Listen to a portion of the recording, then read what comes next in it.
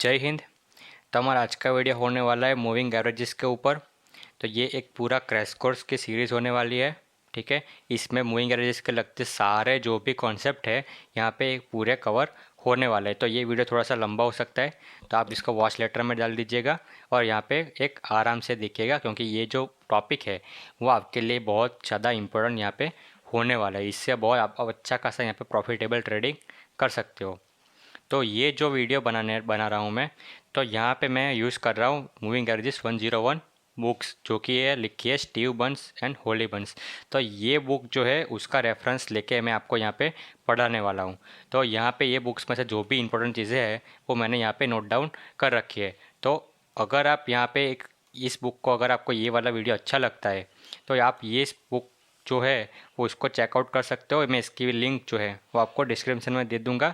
और मैं आपको हाईली रिकमेंड करता हूँ कि स्टीव बर्न्स की जितने भी बुक्स है वो आप प्लीज़ एक बार पढ़िए। अगर आपको ट्रेडिंग में अच्छे खासे यहाँ पे प्रॉफिटेबल ट्रेडर बनना है तो आपको ये स्टीव बर्न्स की बुक ऑलवेज़ पढ़नी चाहिए, क्योंकि ये आपको एक आपके लिए एक होली बुक साबित हो सकती है।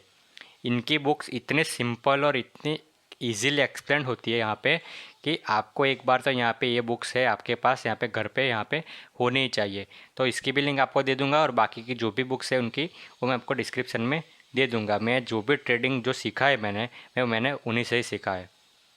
तो आप उनकी जो भी बुक्स है वो आप यहाँ पे चेकआउट कर सकते हो। तब देखते हैं कि मूविंग एवरेजेस होता क्या है।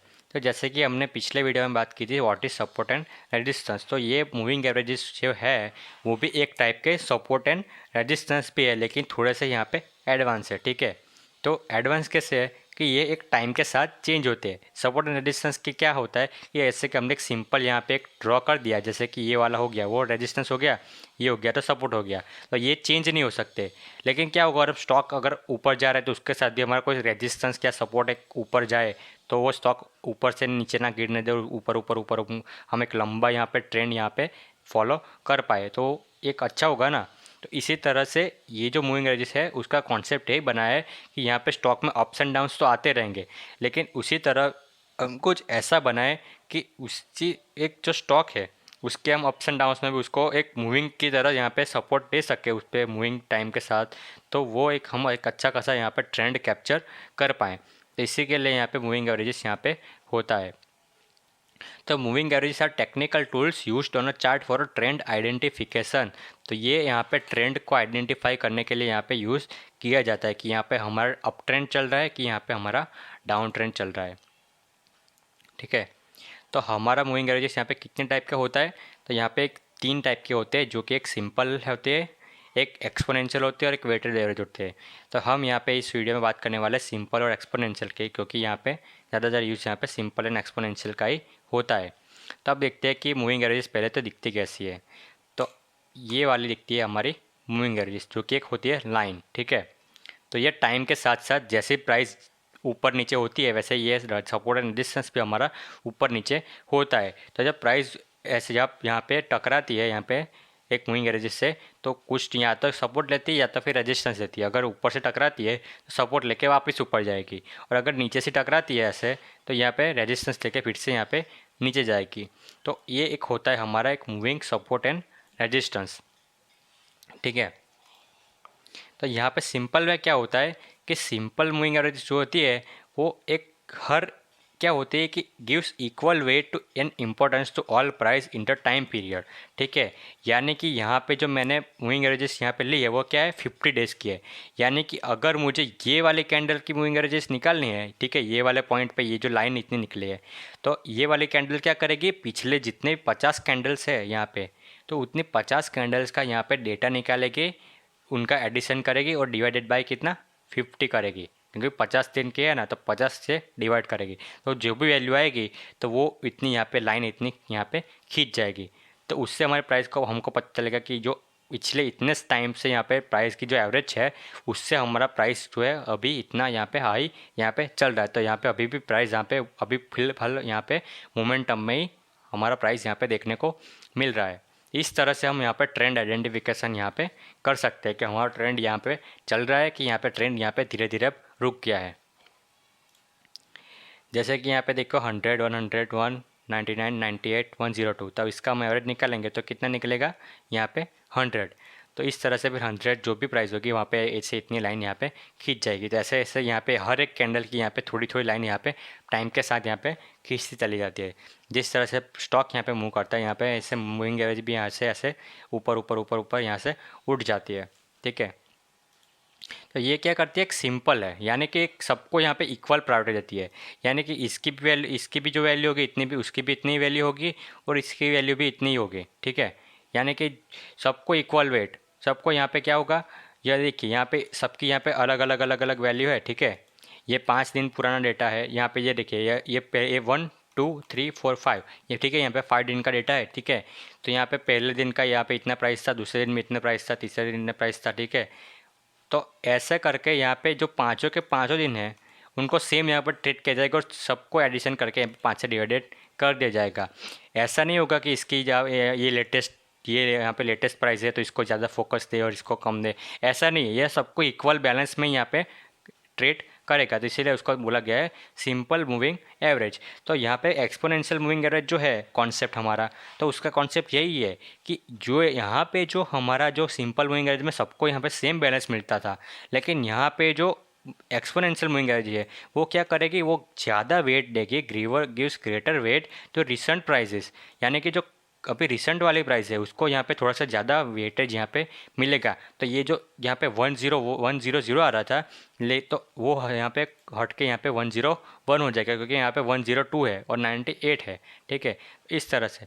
तो यहाँ पे जो पिछले वाली है, जो इसका यहाँ पे कम वेट होगा और ये रिसेंट प्राइस है तो यहाँ पे इसका यहाँ पे ज़्यादा हमारा वेटेज हमारा हो जाएगा। तो इस तरह से यहाँ पे चीज़ें होती है, तो इसको हम बोलते हैं एक्सपोनेंशियल मूविंग एवरेजेस। तो ये एक्सपोनेंशियल मूविंग एवरेज यहाँ पे EM से यहाँ पे लिखी जाती है, तो ये हो गया हमारा एक्सपोनेंशियल मूविंग एवरेजेस। तो ये ऐसे थोड़ी से प्राइस को यहाँ पे चिपक कर चलती है। ठीक है, अब हम उसको how to use as a technical indicator, या टेक्निकल इंडिकेटर की तरह हम कैसे यूज़ कर सकते हो, क्या हमको सिग्नल मिले कि हम यहाँ से बाई करें, यहाँ से सेल करें। ठीक है, तो moving averages are powerful tools to use in a trading. Moving averages are a great place to look for clues. What levels are key areas for support and resistance? तो ये हमको एक की एरियाज हमको दिखाता है एक सपोर्ट एंड रेजिस्टेंस लेने के लिए। ठीक है, तो जैसे कि आप यहाँ पे देखोगे तो यहाँ पे जो प्राइस यहाँ पे इतना इतना यहाँ पे उड़ रहा था। ठीक है, लेकिन हमको फिर यहाँ पे पता चला, अगर आप यहाँ पे सपोर्ट एंड रेजिस्टेंस देखें तो ये हमारा लेवल यही बनता था, एक ये लेवल बनता था। लेकिन अगर हम यहाँ पे देखें तो हमको लगेगा कि यहाँ पे तो ब्रेक डाउन हो चुका है, लेकिन एक्चुअली में यहाँ पे एक मूविंग एवरेज का सपोर्ट था। तो यहाँ से फिर से सपोर्ट लेके यहाँ से स्टॉक ऊपर बाउंस बैक हो गया, फिर से यहाँ पे डाउन हुआ स्टॉक और यहाँ पे फिर से सपोर्ट लेकर यहाँ पे ऊपर चला गया। तो इस तरह से हमको जो है एक की लेवल, एक सपोर्ट के लेवल और रेजिस्टेंस के लेवल हमको यहाँ पे पता लगाने में यहाँ पे हमको हेल्प होती है। ठीक है, और इस तरह से हम उसको एक ट्रेड करने के लिए यहाँ पे एंट्री और एग्जिट सिग्नल के लिए भी हम यहाँ पे उसको यूज़ कर सकते हैं।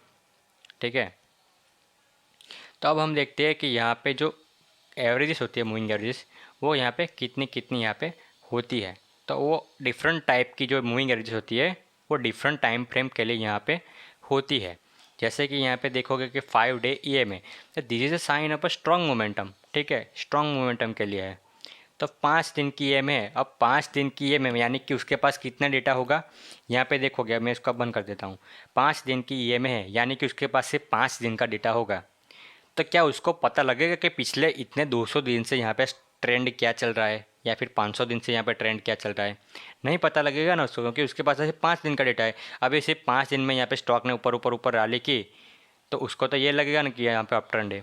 उसके बाद यहाँ पे नीचे भी फिर प्राइस आ सकती है। तो इस तरह से तो यहाँ पे ये जो एक स्ट्रॉन्ग मोमेंटम है, तो वो ट्रेंड आइडेंटिफाई, शॉर्ट टर्म के ट्रेंड आइडेंटिफाई करने के लिए होते कि कई लोग क्या करते हैं कि 1 वीक के लिए यहाँ पे ट्रेड करते हैं, कि 5 दिन के लिए, 10 दिन के लिए, बस इतने छोटे टाइम के लिए यहाँ पे ट्रेड करते हैं। तो इनके लिए यहाँ पे ये बहुत अच्छी अपॉर्चुनिटी है कि जब तक है हमारा इतना यहाँ पे 5 मूविंग एवरेज पीरियड से आप सपोर्ट लेके यहाँ पे स्टॉक चलता है, तब तक हम यहाँ पे उसका बेनिफिट यहाँ पे उठाते हैं। तो इस तरह से ये काम करता है। This line can only be used in low volatility trends with a strong momentum. तो यहाँ पे एक नोट करने वाली बात है कि ये 5 डे की EMA है। ठीक है, तो ये सिर्फ 5 कैंडल का डेटा यहाँ पे हमको देखने को मिलेगा। तो अगर यहाँ पे कोई स्टॉक जो है वो बहुत ज़्यादा वॉलेटाइल है, तो यहाँ पे फिर ये जो मूविंग एवरेज हमारी है वो काम नहीं करेगी, क्योंकि बार बार यहाँ पे ब्रेक होगी, ऊपर की साइड नीचे की साइड भी बार बार ब्रेक होगी, तो यहाँ पर है जो है वो हमारा काम करना बंद हो जाएगा। जैसे कि आप यहाँ पे देखिए बार बार यहाँ पे ऊपर नीचे ब्रेक होती है, तो ये काम करना बंद कर देगी। अगर एक स्ट्रॉन्ग ट्रेंड भी है साथ में, तब ये बहुत अच्छी तरीके से यहाँ पे हमको काम करती हुई देखने को मिल सकती है। ठीक है, अब break back above this line is sign that more up trend is resuming. तो यहाँ पे क्या होता है कि जब जो ये वाली 5 में है उसको जब कोई प्राइस ब्रेक करता है, तो उसका मतलब है कि एक स्ट्रॉन्ग यहाँ पे अप ट्रेंड यहाँ पे चलने वाला है। तो जैसे कि आप यहाँ पे देखोगे, जूम करके दिखाता हूँ, ये वाली प्राइस थी, ये तो मूविंग एवरेज के नीचे थी, लेकिन उसकी नेक्स्ट कैंडल में क्या हुआ, इतना बड़ा यहाँ पे हाई लेवल के हाई वॉल्यूम के साथ यहाँ पे ब्रेकअप यहाँ पे हो गया। ठीक है, तो ये लाइन को ब्रेक किया इसने। ठीक है, तो इसका मतलब क्या हुआ, इसकी क्लोजिंग यहाँ पे हुई, ये वाले मूविंग एवरेजेस के ऊपर यहाँ पे उसने क्लोजिंग दे दी, यानी कि यहाँ पे जो डाउन ट्रेंड चल रहा था मूविंग एवरेज के, यहाँ पे प्राइस यहाँ पे नीचे ही यहाँ पे क्लोज हो रही थी। देखिए यहाँ पे नीचे क्लोज हुई, यहाँ पे नीचे क्लोज हुए। अगर आपको ये कैंडल स्टिक यहाँ पे समझ में नहीं आ रही है, तो मैंने उसके ऊपर भी पूरा क्रैश कोर्स यहाँ पे बनाया था कि जो बेयरिश कैंडल होती है उसका जो क्लोजिंग है वो नीचे की साइड होता है, ओपन ऊपर से होती है, नीचे साइड क्लोज होती है, और जो बुलिश कैंडल होती है वो ऊपर यहाँ पर नीचे से शुरू होती है, ऊपर क्लोज होती है। तो यहाँ पर डाउन ट्रेंड था शॉर्ट टर्म के लिए। ठीक है, लेकिन फिर जब ब्रेक किया उसने तो हमारा ट्रेंड यहाँ पे चेंज हो गया। तब ये मूविंग एवरेजेस के ऊपर की साइड पे प्राइस है, तो इसीलिए यहाँ पे स्ट्रांग हमको ऊपर की साइड का मोमेंटम यहाँ पे देखने को मिल रहा है। तो यहाँ पे इस यहाँ हम देखोगे कि यहाँ पे इतना सारा लंबा हमको जो है मूव देखने को मिला। तो इस तरह से ये जो 5 डे में है वो यहाँ पे काम की जाती है। और उसके साथ जो प्राइमरी यूज़ है वो एक ट्रेलिंग स्टॉप लॉस के लिए भी हम यहाँ पे कर सकते हैं। तो वो सारी चीज़ें हैं जो है वो हम बाद में यहाँ पे देखेंगे। अब हम देखते हैं कि 5 डे में can be used as a short term momentum. ठीक है, तो यहाँ पे शॉर्ट टर्म के यहाँ पे ऐसे यहाँ पे शॉर्ट टर्म के ट्रेंड कैप्चर करने के लिए उसको यूज़ किया जाता है। ठीक है, और उसको जो है, ठीक है, तो वो यहाँ पे हाई वॉलेटिलिटी होती है उसमें यहाँ पे हम यूज़ नहीं कर सकते। ठीक है, तो वो ठीक है, सो वो आपको देख लिया कि जब जो कोई स्टॉक ऐसा है जो कि बार बार यहाँ पे बहुत ज़्यादा वॉलेटाइल है, वो रिस्पेक्ट नहीं करता मूविंग एवरेजेस की, ये वाली मूविंग एवरेजेस की, तो आप उसमें यहाँ पे अवॉइड कर सकते हो। जैसे कि आप यहाँ पे देखोगे तो ये वाला स्टॉक जो है वो पूरा एकदम रिस्पेक्ट कर रहा है। ठीक है, यहाँ पे देखिए कितना अच्छे से यहाँ पे रिजेक्शन ले के यहाँ पे ऊपर जा रहा है, आप यहाँ पे देखोगे कितना अच्छे से जा रहा है। तो यहाँ पे आप यूज़ कर सकते हो ऐसे कि जब हमको ऐसे यहाँ पे ब्रेक मिलेगा तो अब हम यहाँ से अब हमारी बाई पोजीशन यहाँ पे इनिशिएट करेंगे। तो ये इतना सिंपल है। अगर यहाँ पे कोई इसको रिस्पेक्ट ही नहीं मिल रही है स्टॉक में, तो ये वाले स्टॉक में यहाँ पे ये वाली EMA को यूज़ करना यहाँ पे आपको कैंसिल यहाँ पे करना पड़ेगा। ठीक है, और तीसरा पॉइंट है कि उसको हम दूसरे इंडिकेटर्स के साथ भी उसको हम इनिशिएट कर सकते हैं। ठीक है, तो ये वाला RSI के साथ भी हम इसको यूज़ कर सकते हैं, MACD के साथ भी यूज़ कर सकते हैं। तो ऐसे बहुत सारी चीज़ें होती है उसके साथ हम उसको यूज़ कर सकते हैं। जैसे कि हम यहाँ पे आए थे, ठीक है, तो यहाँ पे RSI यहाँ पे 50 के यहाँ पे बिलो थी ये। ठीक है, 50 ऑलमोस्ट 50 के था, और यहाँ पे जब उसने ब्रेक दिया तो उसकी RSI यहाँ पे बढ़ने लगी। एक पहला क्लैरिफिकेशन कि यहाँ पे RSI यहाँ पे बढ़ रही है, यानी कि स्ट्रेंथ स्टॉक में बढ़ रही है। दूसरा वेरिफिकेशन, यहाँ पे स्टॉक ने यहाँ पे हाई वॉल्यूम से यहाँ पे ब्रेक किया है। तीसरा वेरिफिकेशन कि जो स्टॉक की क्लोजिंग है वो है 5 के ऊपर, यानी कि पूरा यहाँ पे अप ट्रेंड यहाँ पे हम कैप्चर कर सकते। तो हमने यहाँ पे इतना तक यहाँ पे ट्रेंड को कैप्चर किया। लेकिन जब स्टॉक यहाँ पे आया तो यहाँ पे स्टॉक यहाँ पे एक पूरा लगभग 70 के पास यहाँ पे ओवर बॉट यहाँ पे जोन में यहाँ पे जाने की यहाँ पे ट्राई करा था। ठीक है, तो इस वजह से फिर हम यहाँ पे उसकी जो प्रॉफिट बुकिंग है वो यहाँ पे कर सकते हैं। तो इसके लिए हमको ये पे रुकने की ज़रूरत नहीं कि जब हम वो स्टॉक है वो यहाँ पे उसको यहाँ पे जो 5 डे में है उसको यहाँ पे ब्रेक करेगा तब हम एग्जिट करेंगे। हम यहीं पे ही एग्जिट कर सकते हैं क्योंकि उसके RSI ऑलमोस्ट 70 टच होने वाली है, तो इसकी वजह से हम यहाँ पे टॉप पे यहाँ पे निकल सकते हो। तो इसी वजह से ये ये मूविंग एवरेज होती है उसका हम बहुत ज़्यादा इफेक्टिवली दूसरे इंडिकेटर्स के साथ मिलके हम यहाँ पे यूज़ कर सकते हैं। ठीक है, it will show the short term trend what side price is on, यानी कि अगर स्टॉक हमारा है वो मूविंग एवरेजेस के ऊपर की साइड है तो वो हो गया अप ट्रेंड, और अगर कोई स्टॉक मूविंग एवरेजेस का हमारे नीचे की साइड है तो वो हो गया हमारा डाउन ट्रेंड। इतने सिंपल सा कॉन्सेप्ट है। ठीक है, तो ये ट्रेलिंग स्टॉप लॉस के लिए भी यूज़ हो सकता है और बहुत सारी चीज़ें हैं, ठीक है। तो 5 में की हमने बात यहाँ पे कर ली, ठीक है। अब हम बात करते हैं 10 DA में, ठीक है। तब मैं पहले से यहाँ पे लेंथ उसकी बढ़ा देता हूँ, कर देता हूँ 10 DA में, ठीक है। तो यहाँ पे अब जो देखिए यहाँ पे आपने जो मूविंग एजेस होती होगी वो यहाँ से थोड़ी सी स्लाइड से शिफ्ट हो गई, क्योंकि पहले जो 5 DA में था उसमें तो सिर्फ 5 ही कैंडल का डेटा था, लेकिन यहाँ पे जो डेटा है वो बहुत सारे कैंडल्स का यहाँ पे डेटा है। तो यहाँ पे 5 DA में यहाँ पे इतनी चिपक चिपक के चल रही थी, क्योंकि उसके पास तो ये इतना ज़्यादा यहाँ पे प्राइस यहाँ पे इतनी तेज़ी से बढ़ रही थी तो उसके पास उतना ही डेटा था, लेकिन यहाँ पे प्राइस जो यहाँ पर डाउन हो रही थी उसका डेटा नहीं था। तो इसीलिए यहाँ पे हमने जब रेंज बढ़ाई उसके जहाँ पर 10 डे की कैलकुलेट किया तो यहाँ पे कैलकुलेशन में यहाँ पे ये कम प्राइस वाले भी यहाँ पे आने लगे, तो उसकी वजह से जो प्राइस है हमारा एवरेज मूविंग एवरेज है थोड़ा सा यहाँ पे नीचे की ओर यहाँ पे शिफ्ट हो गया। इसी तरह से जितनी जैसे जैसे आपकी जो टाइम पीरियड है वो बढ़ता जाएगा उसी तरह से मूविंग एवरेजेस भी यहाँ पे शिफ्ट होती रहेगी, क्योंकि उनके पास फिर उतनी सारी प्राइस का यहाँ पे डेटा आ जाएगा। तो उसकी हिसाब से हमको एक लॉन्ग टर्म के एक नज़रिए को हमको देखने को मिलेगा कि यहाँ पर 10 डे की हमने ये मिली है तो हमको इतनी 10 कैंडल का हमको डेटा मिलेगा कि 10 कैंडल तक हमारा जो ट्रेंड है वो कैसा चल रहा है। अगर हम यहाँ पे 200 कैंडल हमको लें तो हमको 200 कैंडल का डेटा मिलेगा कि 200 कैंडल में हमारा ट्रेंड यहाँ पे कैसा चल रहा है, ठीक है। तो इस तरह से यहाँ पे जो सारे EMS होती है वो यहाँ पे वर्क करती है, लेकिन हर एक EMA की एक एक स्पेशलिटी होती है। जैसे कि 5 डे EMA थी वो एकदम शॉर्ट टर्म के ट्रेंड कैप्चर के लिए थी, सिर्फ 5 दिन के 7 दिन के 10 दिन के इतने दिन के लिए थी, ठीक है। तो अब टेक द 10 डेज की EMA। तो 10 day EMA is a great moving average to use to keep you on the right side of the major market trend. यानी कि 5 डे में क्या होता है कि कभी कभी आप थोड़ा सा गलत भी जा सकते हो, ठीक है, लेकिन 10 डे में क्या होता है कि आप मेजोरिटी टाइम आपको मार्केट के एक राइट साइड तक यहाँ पे आपको यहाँ पे शिफ्ट रखती है, ठीक है। तो ये बात है। The 10 day EMA is a fast moving averages and keeps a trader on the right side of the fast moving averages. This line is not usable in market that have a big daily range that takes price to a 10 EMA repeatedly on daily.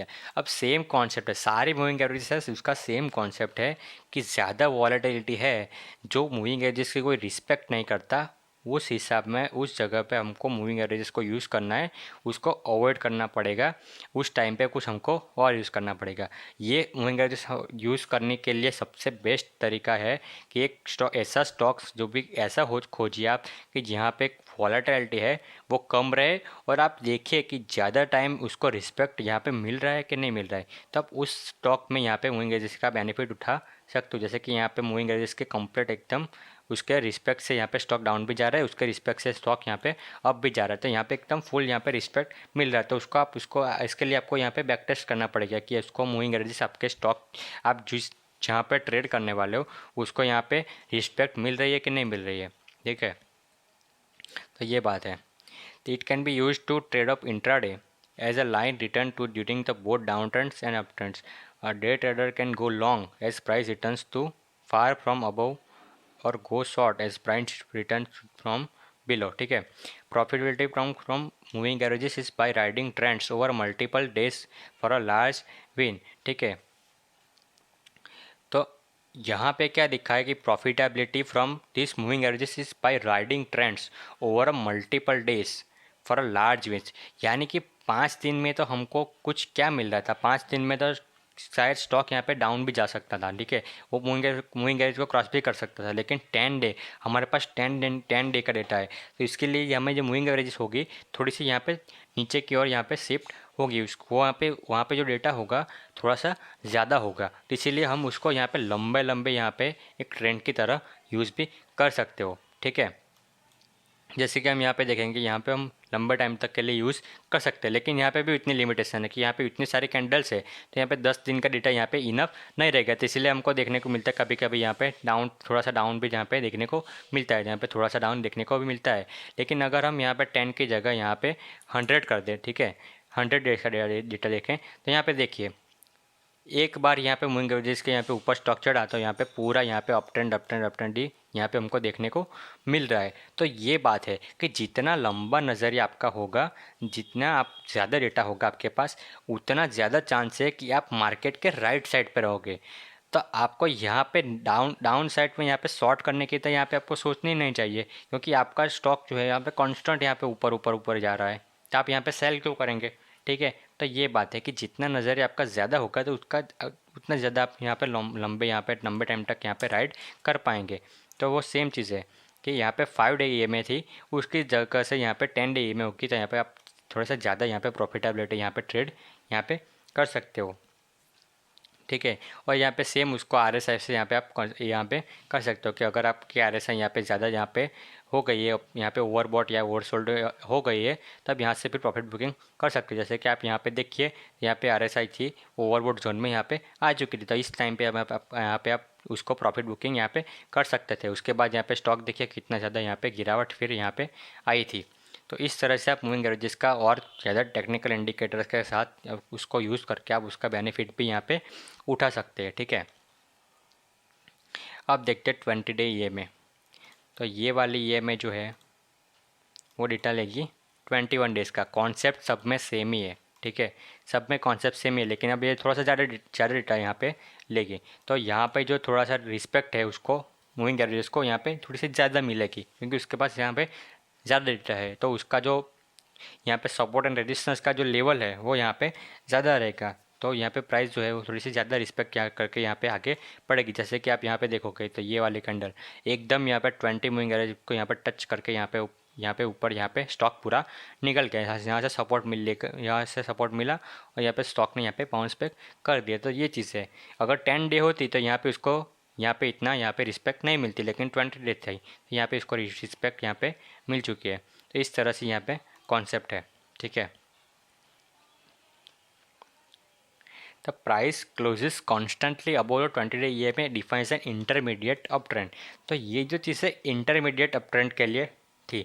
तो जो पहली 5 day और 10 day थी वो तो short term के लिए थी कि इतना डे तक यहाँ तक इतना ट्रेंड चला, उसके बाद इतना डाउन हो गया है, इसके बाद इतना अप हो गया, इसके बाद डाउन हो गया। तो यहाँ पे वो थोड़े थोड़े टाइम में 10 दिन 5 दिन 7 दिन उतने में ट्रेंड यहाँ पे चेंज होता रहता है। लेकिन यहाँ पे 20 डे होगा आपका ये में, तो यहाँ पे थोड़ा सा लंबे टाइम तक यहाँ पे ट्रेंड यहाँ पे चलने वाला है। ठीक है, तो ये होता है कि जब तक प्राइस यहाँ पे मूविंग एवरेज के ऊपर चलती रहती है तब तक यहाँ पे अच्छा खासा यहाँ पे हमारा जो है ट्रेंड यहाँ पे चलता है।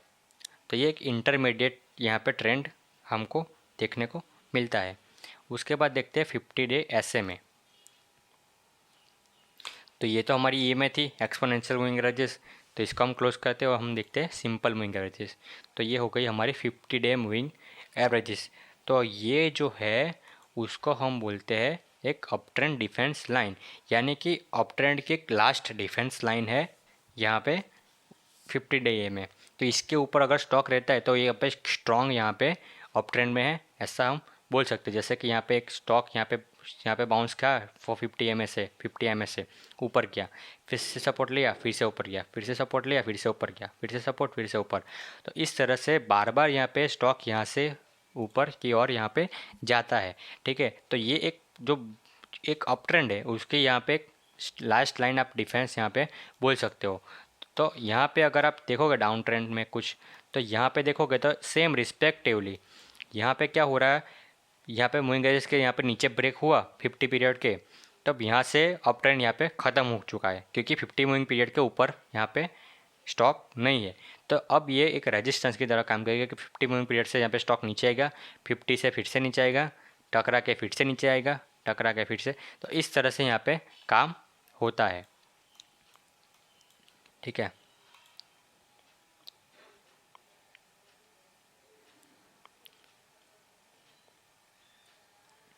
और उसी तरह से यहाँ पे 100 डेज भी होती है।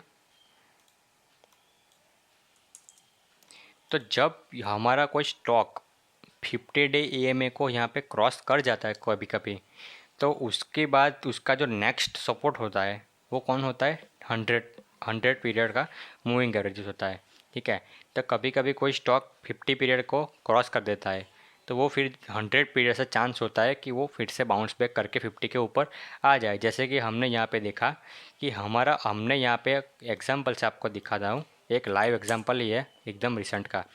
तो यहाँ पे आप देखोगे तो 50 पीरियड का तो स्टॉक कितना नीचे चला गया है। ठीक है, 50 पीरियड का स्टॉक नीचे गया उसका मतलब कि वो 100 मूविंग पीरियड तक जाएगा ही जाएगा, वो यहाँ पे सपोर्ट ढूंढेगा ही ढूंढेगा कि 100 पे सपोर्ट मिल रहा है कि नहीं मिल रहा है। और अगर 100 पे सपोर्ट चला गया उसका तो फिर नेक्स्ट स्टॉप उसका आएगा 200 की मूविंग एवरेज पे। तो यहाँ पे आप देखो कि 50 पे था, यहाँ पे तो उसने सपोर्ट खो दिया था, उससे तो नीचे ब्रेक हो चुका था। तो इसी वजह से आप ये नेक्स्ट स्टॉप उसको मिलेगा 100 में। तो यहाँ पे आप देखो कि यहाँ पे सपोर्ट लेके फिर से स्टॉक ने यहाँ पे ज़बरदस्त यहाँ पे ऊपर एक रेंज बनाई है। तो इसी तरह से यहाँ पे हमको देखने को मिलता है। और एक एक ओवरसोल्ड भी यहाँ पे एक जोन यहाँ पे उसको बोला जाता है कि 50 डेज तक इतना लंबा यहाँ पे स्टॉक यहाँ पे नीचे आ चुका है, यहाँ पे स्टॉक इतने सस्ते में यहाँ पे हमको देखने को मिल रहा है। तो मैं यहाँ पे जो ट्विटर है वहाँ पे ही बताया था कि यहाँ पे स्टॉक जो है हमारा ओवर द अंडर वैल्यू यहाँ पे हमको मिल रहा था जब यहाँ पे स्टॉक इस लेवल पे था, क्योंकि यहाँ पे 100 डेज ये में आ गई है, 100 डेज़ की में आ गई है। तो इसी वजह से हमारा जो स्टॉक है तो वो यहाँ पे थोड़ा सा ओवरसोल्ड यहाँ पे माना जाता है। इसी वजह से स्टॉक ज़्यादातर चांस होता है कि यहाँ से फिर से बाउंस बैक करे ऊपर की ओर। ठीक है, तो यहाँ पे सेम ही हुआ कि यहाँ पे स्टॉक नीचे आया और ऊपर की ओर यहाँ पे बाउंस बैक उसने किया, क्योंकि ये ओवरसोल्ड था, यहाँ पे बहुत सस्ते मिल रहा था, इसलिए यहाँ पे बाउंस बैक उसने किया। लेकिन क्या हो अगर ये भी लाइन ब्रेक हो जाए, तो स्टॉक इससे भी नीचे आ जाए, तो उसको हम बोलते हैं बुल्स लास्ट स्टैंड 200 पीरियड की मूविंग एवरेजेस। ये एक लास्ट स्टैंड होता है, इसके बाद यहाँ पे ट्रेंड ख़त्म हो जाता है, उसके बाद ये अप ट्रेंड नहीं रहता है, उसके बाद ये ख़त्म हो जाता है, उसके बाद आपको बाई नहीं करना चाहिए। ठीक है, इसके ऊपर अगर प्राइस हो 200 पीरियड के ऊपर तो ही आपको बाई करना चाहिए। अगर 200 पीरियड के आपको नीचे स्टॉक अगर है तो आपको ज़्यादातर यहाँ पे शॉर्ट पोजीशन में आपको जाना चाहिए। तो उसको आप देखोगे कि बुल्स लास्ट स्टैंड। ठीक है, तो अगर यहाँ पे कोई स्टॉक है वो 100 पीरियड से भी नहीं रुकता तो वो यहाँ पे 200 पीरियड पे यहाँ पे आने ही आने वाला है। तो जैसे कि 50 पीरियड पे स्टॉक नहीं रुका था तो 100 पे आने ही आने वाला है। वैसे अगर 100 पे नहीं रुका तो 200 पे तो यहाँ पे आके रुकेगा ही। और अगर 200 से बाउंस बैक होता है ऊपर की ओर तब यहाँ पे ट्रेंड यहाँ पे कंटिन्यूएशन यहाँ में जहाँ से हो सकता है। लेकिन अगर यहाँ पे स्टॉक 200 से यहाँ पे नीचे गिर जाता है तब समझ लो कि यहाँ पे अप ट्रेंड अब यहाँ पे ख़त्म हो चुका है। तो अब यहाँ पे ये वाला स्टॉक में यहाँ पे हमको बाय पोजीशन और यहाँ पे क्रिएट नहीं करनी चाहिए। तो ये होता है 200 डे में। तो यहाँ पे सबसे ज़्यादा हमारा एक लंबा कहते हैं ना कि एक लंबा ट्रेड यहाँ पे करना चाहते हो कोई, तो वो यहाँ पे 200 से यहाँ पे कर सकते हो। क्योंकि किसी को क्या होता है कि सबको यहाँ पे छोटे छोटे टाइम पे यहाँ पे बाई सेल करना पसंद नहीं आता, लेकिन उनको क्या चाहिए कि अगर कुछ लंबे टाइम पे तक अच्छा हमको रिटर्न मिल जाए तो वो अच्छी बात है। लेकिन अब जब फिर मार्केट थोड़ा सा टूटने लगा ज़्यादातर तब हमको प्रॉफिट बुकिंग कर लेनी चाहिए। तो ऐसे लोग होते हैं कि जो 6 महीने में एक बार या फिर साल में एक बार यहाँ पे ट्रेड करना चाहते हैं, तो उसके लिए ये यहाँ पे बहुत ज़्यादा इंपॉर्टेंट चीज़ होती है कि जब यहाँ पे आप देखोगे तब ये वाले टाइम पे 30 जून, ठीक है, यहाँ पे ये कैंडल देखेंगे 26 जून को यहाँ पे ब्रेक हुई थी 200 की मूविंग एवरेज। ठीक है, तब उस टाइम पे ये वाले जून पे यहाँ पे किसी ने बाय किया होता तो 1 साल तक यहाँ पे उसको यहाँ पे इतना रिटर्न यहाँ पे मिल चुका होता। यहाँ पे कितने प्राइस थी 733 प्राइस थी, अभी कितनी चल रही है 1405 चल रही है।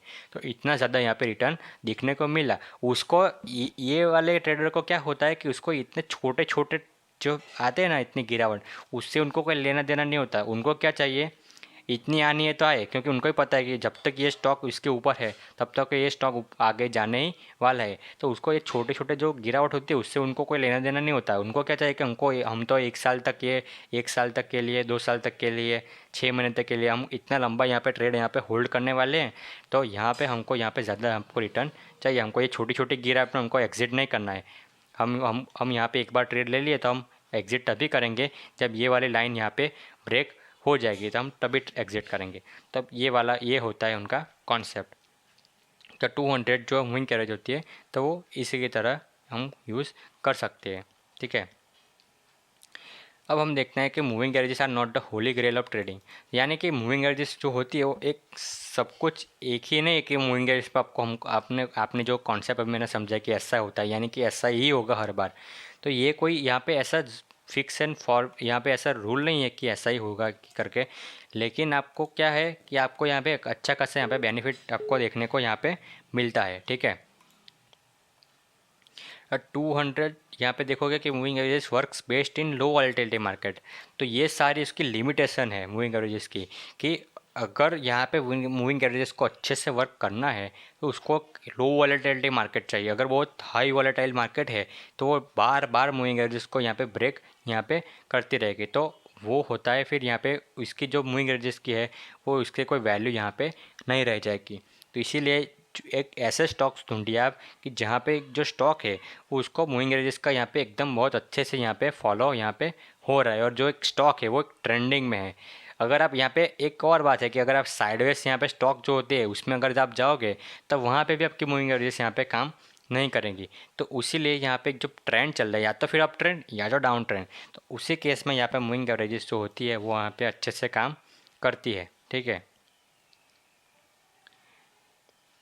Moving averages are meaning because they are used by so many market participant. तो ये जो मूविंग एवरेजेस होती है उसको मीनिंग बनता है क्योंकि हर एक लोग जो मार्केट में आते हैं वो इसको नज़र रख के ही यहाँ पे ट्रेड लेते हैं। ठीक है, सारे लोग उसी को यूज़ करते हैं। तो इसी की वजह से क्या होता है कि जो सब लोग यहाँ पे ऐसे ही यूज़ करते हैं, इस वजह से जो जो इसकी जो एफिशिएंसी है वो बढ़ जाती है, क्योंकि हर किसी को पता है कि यहाँ पे स्टॉक आया है इतने 50 पीरियड के मूविंग एवरेज से, तो यहाँ पे सपोर्ट लेके फिर स्टॉक ऊपर जाने ही वाला है।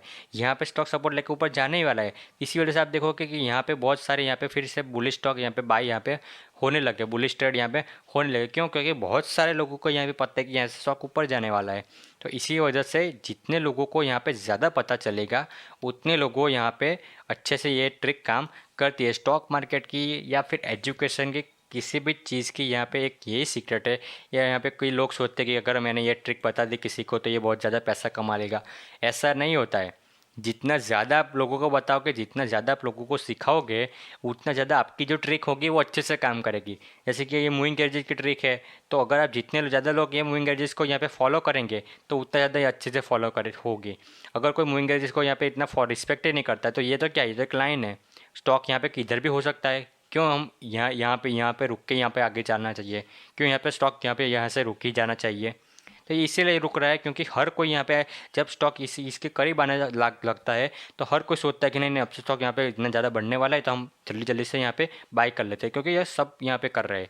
तो जब सब लोग ऐसे यहाँ पे करते हैं तो यहाँ पे एक अच्छी खासी यहाँ पे आपको ट्रेडिंग एफिशिएंसी यहाँ पे देखने को मिल जाती है। इसीलिए जितनी आप ज़्यादा शेयर करोगे, जितने लोगों के साथ आप शेयर करोगे ये सब वीडियोस, तो इतना अच्छा आपके लिए यहाँ पे काम करेंगे। इसीलिए मैं भी बोलता हूँ कि जितने जो भी चीज़ें मैं आपको सिखाता हूँ वो जितनी हो सके इतनी ज़्यादा लोगों के साथ आप शेयर कीजिए, ताकि ये ट्रिक आपके लिए भी अच्छे से काम यहाँ पे करे। सिखाने से आपका कोई नुकसान नहीं होता, आपका ही फ़ायदा होता है।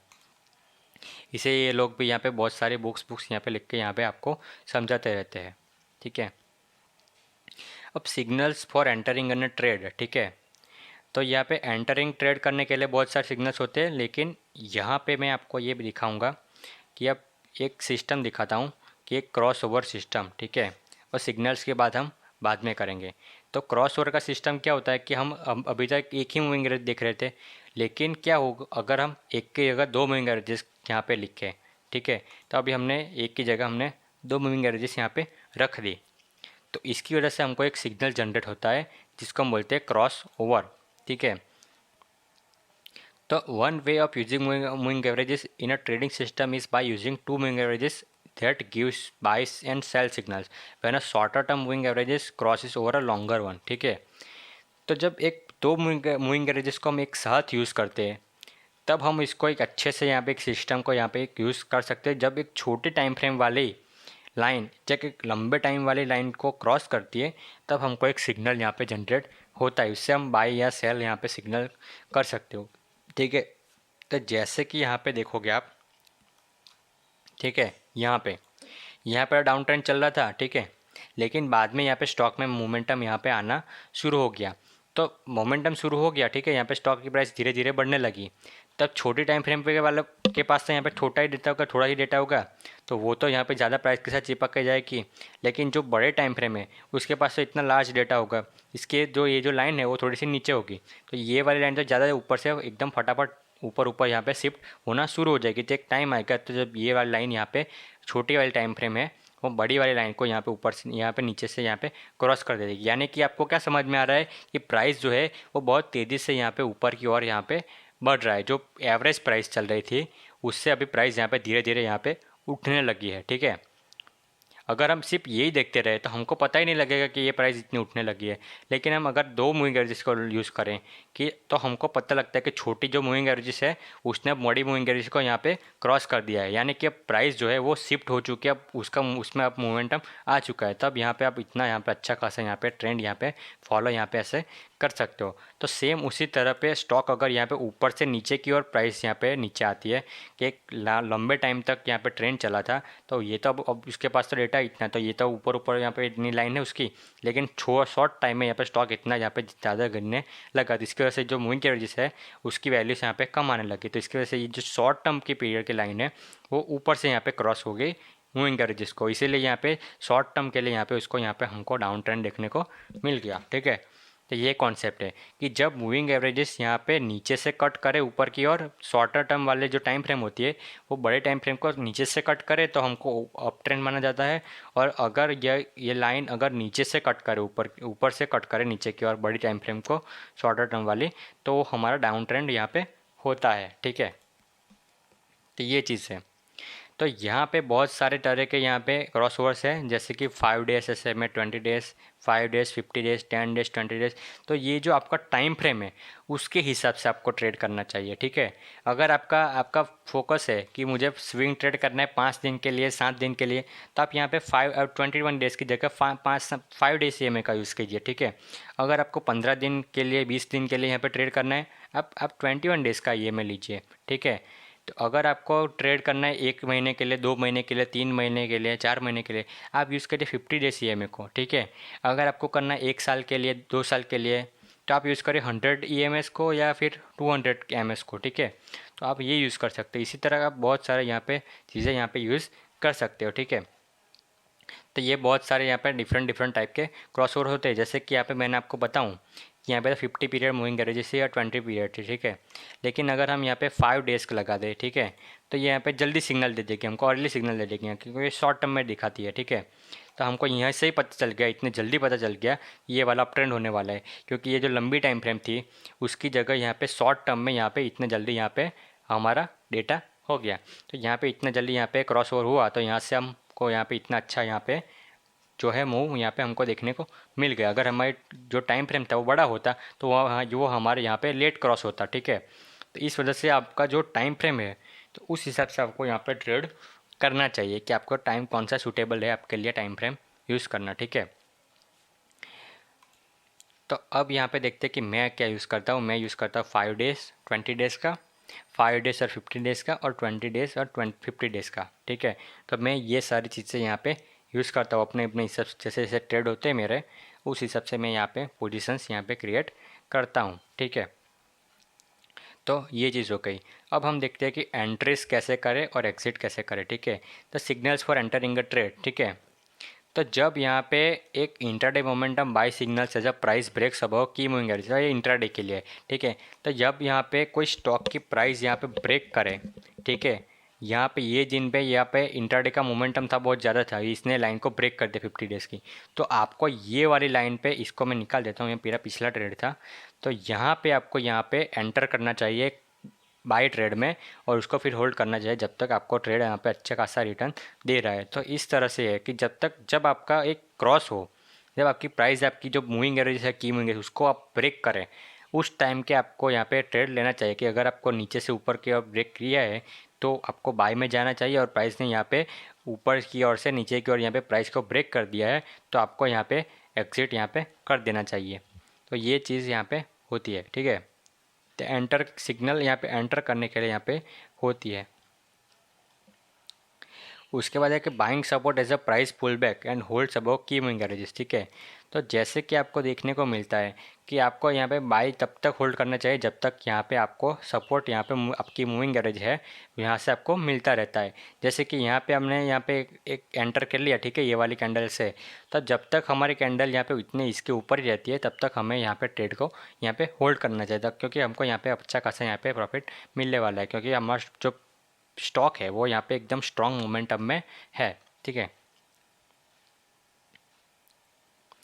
और उसके बाद यहाँ पे सेम ही बोला है कि अगर स्टॉक यहाँ पे डाउन या डाउन साइड यहाँ पे किया है तो वो डाउन ट्रेंड यहाँ पे होता है। तो यहाँ पे स्टॉक ने 5 डेज़ की EMA थी, उसको यहाँ पे नीचे की ओर ब्रेक कर दिया, तो यहाँ पे स्टॉक फिर यहाँ पे नीचे नीचे यहाँ पे ट्रेड करने लग गया। तो ये एक हमारे लिए एंट्री सिग्नल या शॉर्ट सिग्नल यहाँ पे कुछ भी यहाँ पे हो सकती है। अगर नीचे से ऐसे क्रॉस किया है तो हम यहाँ पे बाई सिग्नल इनिशिएट कर सकते हैं, और यहाँ पे स्टॉक अगर इतनी यहाँ पे कैंडल थी, इतने वॉल्यूम से यहाँ पे ब्रेक की है, तो यहाँ पे हम शॉर्ट भी इनिशिएट कर सकते हैं। तो वो हम यहाँ पे किसी भी टाइप का यहाँ पे सिग्नल यहाँ पे ले सकते हैं इस मूविंग एवरेजेस का यूज़ करके, ठीक है। अब हम देखते हैं कि एग्ज़िट विथ प्रॉफिट। तो आपको एग्ज़िट कैसे करना है, क्योंकि आप यहाँ पे तो आपको सिंपल समझ में आ गया, आपको सिंपल कॉन्सेप्ट मैंने समझा दिया कि जब आपकी छोटी टाइम फ्रेम नीचे से क्रॉस करे ऊपर की ओर बड़े टाइम फ्रेम को, तो आप बाई कीजिए, और ऊपर से नीचे की ओर कट कीजिए तो सेल कीजिए, मतलब शॉर्ट कीजिए, ठीक है। तो लेकिन अगर आपने यहाँ पे बाई तो कर दिया, आपने यहाँ तक इतना इतना इतना इतना होल्ड भी किया, लेकिन आपको कब पता चलेगा कि मुझे अब यहाँ पे सेल कर देना चाहिए, मुझे यहाँ पे प्रॉफिट बुक कर देना चाहिए। तो इसके लिए आप दूसरे बहुत सारे इंडिकेटर्स जो होते हैं उसको आप यहाँ पे यूज़ करते सकते हो इसके साथ, जैसे कि RSI हो गया, MACD हो गया। तब बहुत सारे इंडिकेटर्स को यहाँ पे उसके साथ यूज़ भी यहाँ पे कर सकते हो, ठीक है। जैसे कि आप यहाँ पे देखोगे तो यहाँ पे स्टॉक यहाँ पे तो हमने बाई किया था, लेकिन यहाँ पे स्टॉक यहाँ पे बहुत ज़्यादा यहाँ पे ओवरबॉट यहाँ पे हो गया था। आपने यहाँ पे फिर यहाँ पे सेल कर देना चाहिए। फिर यहाँ पे आप देखोगे कि RSI यहाँ पे एकदम बहुत ज़्यादा यहाँ पे की रेंज पे यहाँ पे आ चुका था, फिर से यहाँ पे मोमेंटम यहाँ पे पकड़ रहा था, तो आपको यहाँ पे फिर से बाई करना चाहिए और फिर से होल्ड करना चाहिए। और जब यहाँ पे इतनी यहाँ पे यहाँ पे ओवरबॉट हो गया, तो आपको यहाँ पे टॉप पे यहाँ पे सेल कर देना चाहिए। और यहाँ पे और फिर यहाँ पे आप जब फिर से यहाँ पे स्टॉक नहीं चाहिए, यहाँ पे सपोर्ट ले यहाँ से, तो और RSI भी यहाँ से सपोर्ट ले रही है, यहाँ पे फिर से बाउंस बैक कर रही है, तो अब यहाँ पे आपको फिर से बाई इनिशिएट करना चाहिए। तो ये सारी आपको बाइंग एंड सेलिंग की जो आपको एंट्री एग्जिट सिग्नल है, वो आपको दूसरे इंडिकेटर भी आप इसके साथ कंबाइन करके ये सब चीज़ें यहाँ पे कर सकते हो, ठीक है। तो ये हो गया आपका मूविंग एवरेजेस का पूरा कॉन्सेप्ट कि अगर आपको छोटे टाइम फ्रेम के लिए ट्रेड करना है तो आप छोटे टाइम फ्रेम के मूविंग एवरेजेस लगाइए। आपकी टाइम फ्रेम थोड़ी सी इंटरमीडिएट है तो आप इंटरमीडिएट रेंज लगाइए। आपकी टाइम फ्रेम बड़ी है तो आप बड़े टाइम फ्रेम के लिए आप मूविंग एवरेजेस को लगाइए।